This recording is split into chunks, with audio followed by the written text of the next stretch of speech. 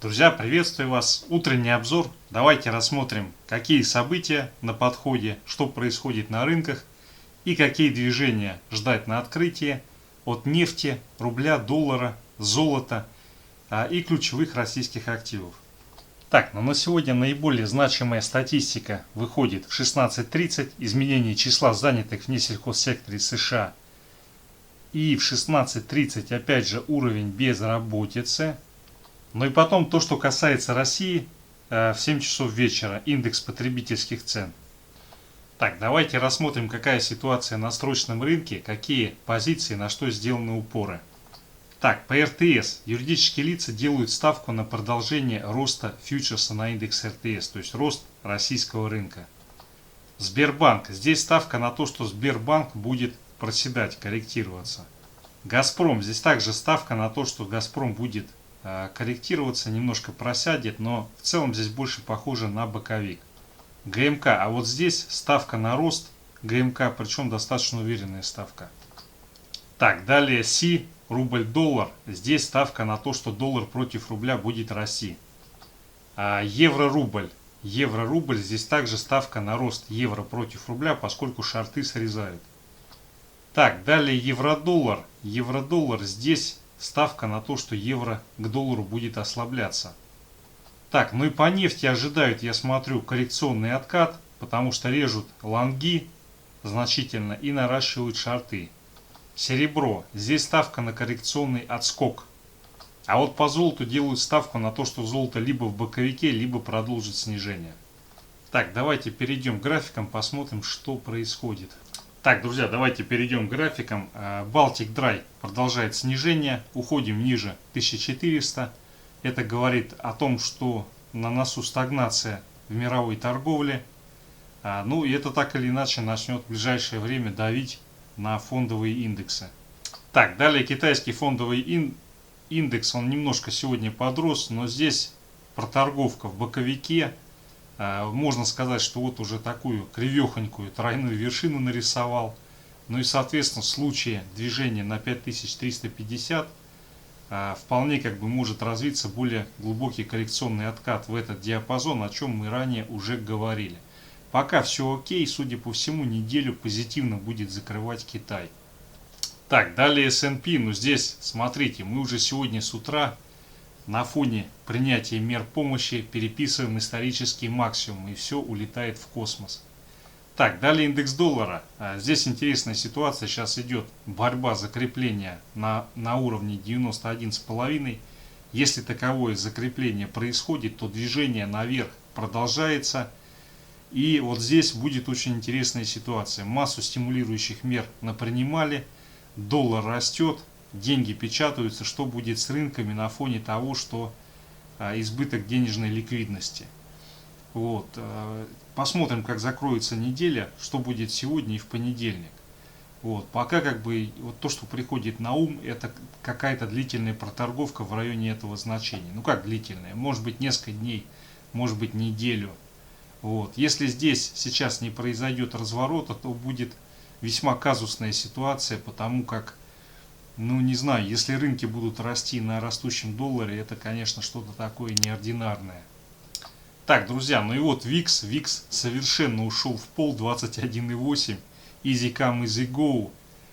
Буквально несколько дней назад был на локальных максимумах в районе 35-36.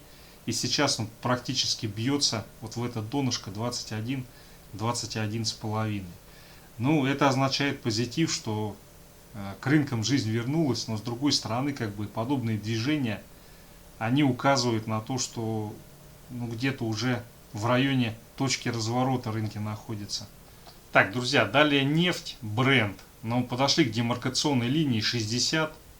Вот уже идут попытки разворота, это 4-часовой таймфрейм, давайте на часовик перейдем. Так, ну и по часовику сигналы на то, что должен произойти коррекционный откат. Цель этого отката движение на 58,5, вот сюда, вот к этому значению. Вот. Если же в ближайшее время все-таки будет пробитие 60, то здесь высока вероятность, что если будет пробитие 60 на объеме, или пойдет сразу консолидация на 60, то уже сегодня можем сходить на 62. Вот, но принимая во внимание то, что конец недели и будут фиксировать позиции, кроме того, юрики российские порезали лонги в нефти, я думаю, достаточно высокая вероятность того, что мы увидим отбой и движение на 58,5. Ну и если здесь движение не останавливается, следующая цель это 57,6, 57,5. Так, далее золото. Золото хорошенько отлили, поскольку риски падают. Но здесь как бы ситуация, она как ножницы. С одной стороны падает волатильность, то есть это указывает на то, что риски снижаются. С другой стороны растет индекс доллара. То есть это как раз как ножницы для золота, подобная ситуация.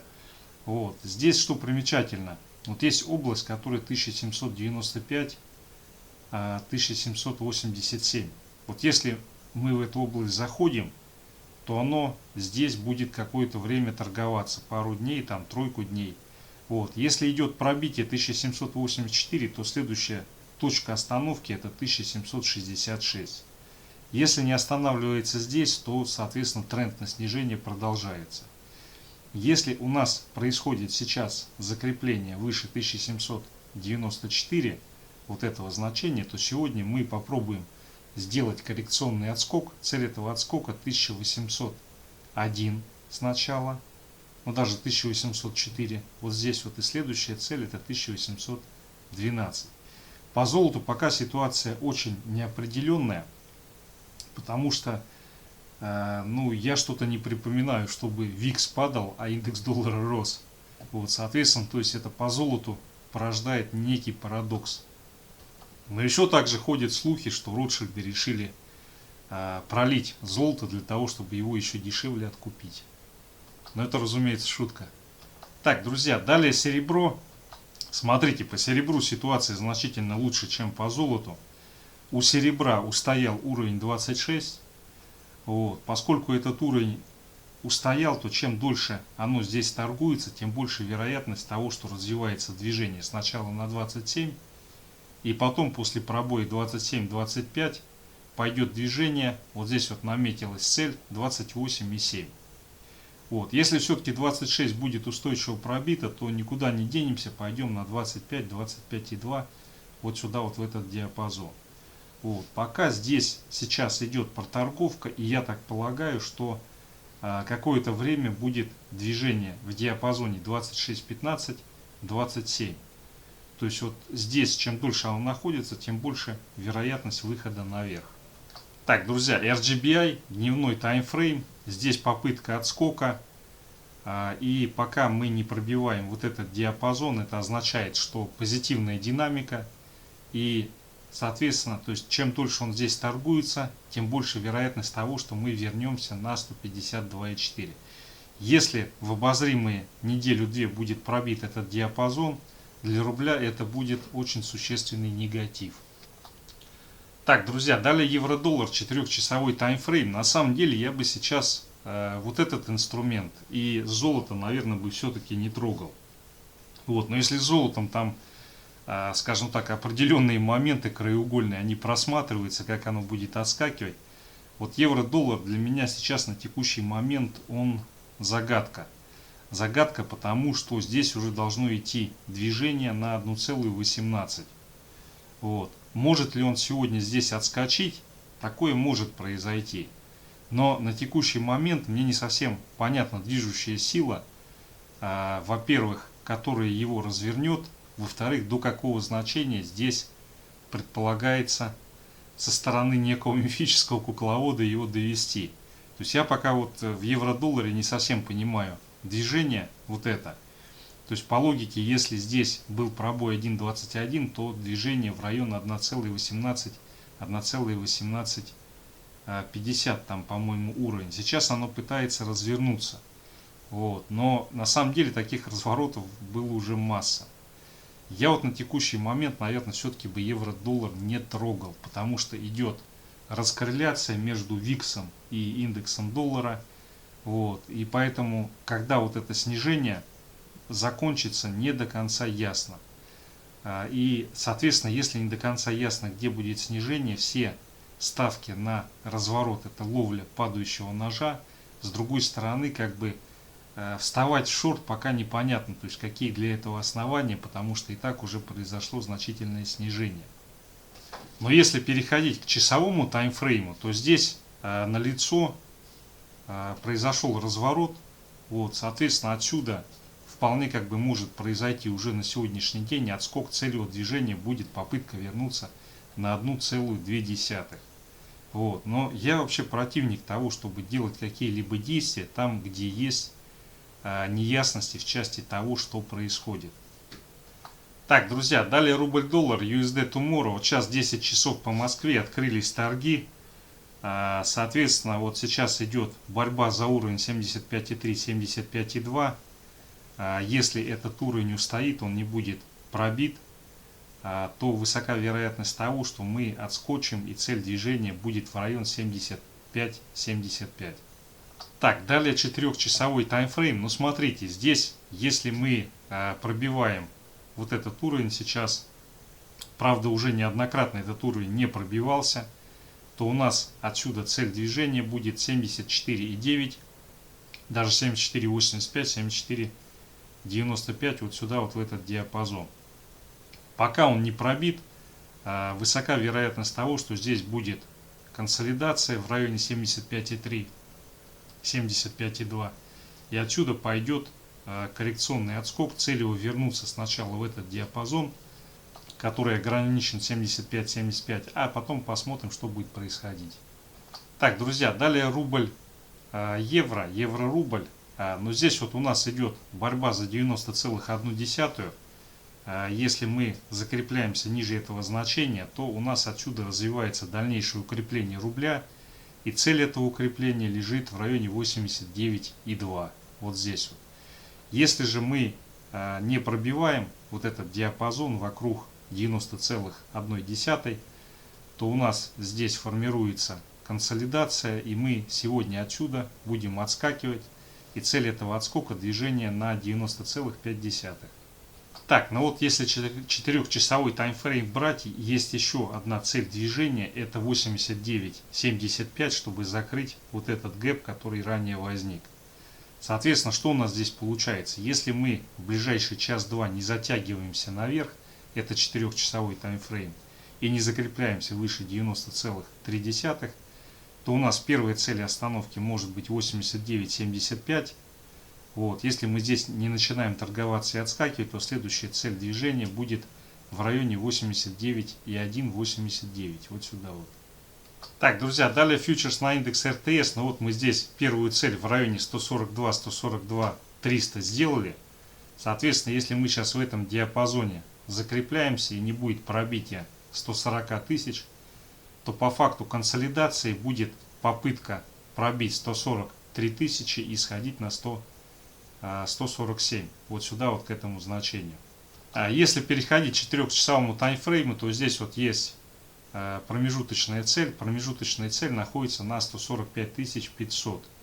Вот. Сейчас задача минимума это закрепиться в диапазоне 141 тысяча, 143 300. Если здесь закрепление происходит, то сегодня либо в понедельник мы получаем движение поэтапно на 146 200 и потом 147-148 тысяч. Вот. Сейчас здесь возможен коррекционный откат, соответственно диапазон 140-143 тысячи.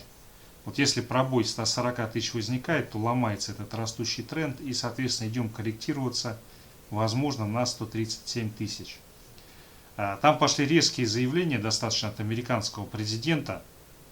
Вот. И здесь геополитический риск, он может в пятницу ближе к вечеру раскрыться. Потому что конец недели надо прибыль зафиксировать. И поэтому может вполне во второй половине дня наступить переломный момент и откат хотя бы на 138, а то и 137 тысяч. Опять же, пока мы в диапазоне 140-143, будет идти здесь проторговка. И по факту пробития верхнего диапазона, движение наверх, ближайшая цель 146-146 300.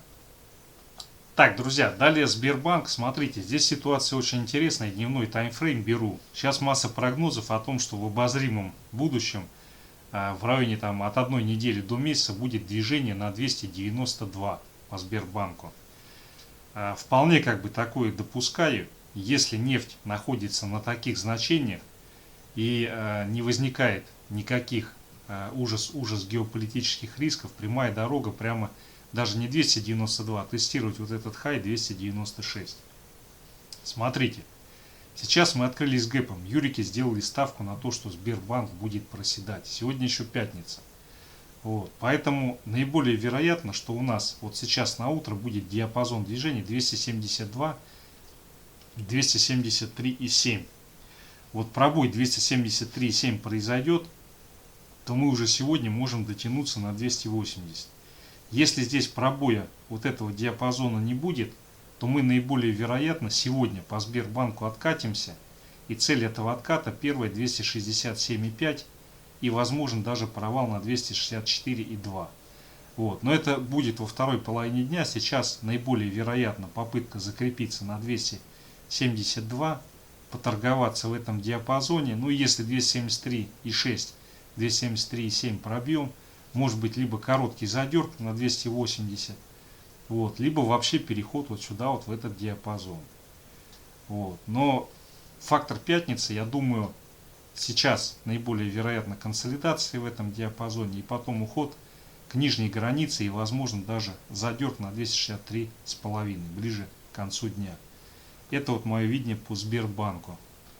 Так, друзья, далее Газпром, дневной таймфрейм. Смотрите, вот сейчас 220. Если мы сегодня закрепляемся, если в результате отката не уходим на 218, 217,5, то у нас первая цель движения 224 и потом тестирование вот этого хая 231,5.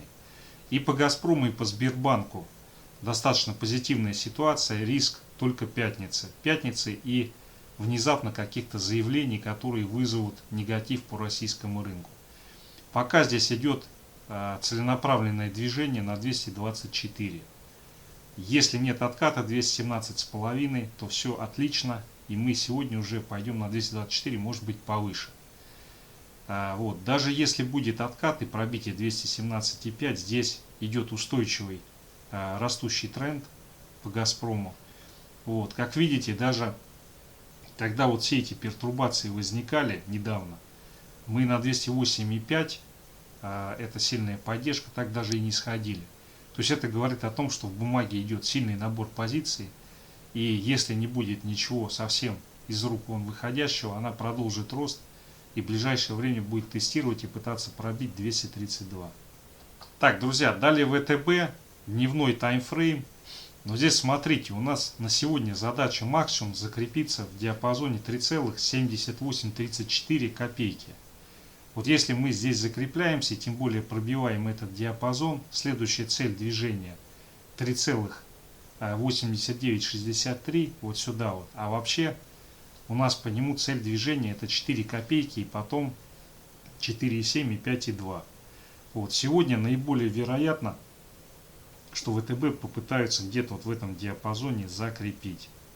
Здесь эффект прицепа, растет Сбер, Газпром, потом, когда они немножко корректируются, консолидируются, продолжается движение ВТБ. Вот, поэтому по ВТБ сегодня я не исключаю, что будет достаточно позитивная динамика, попытка пробития 3,8 и движения на 3,88 вот сюда вот.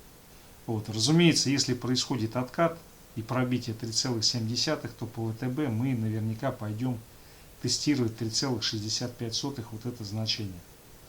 Так, друзья, далее Русгидро. По Русгидро был вопрос. Но смотрите, Русгидро идет движение, цель этого движения закрепиться на 80 копейках.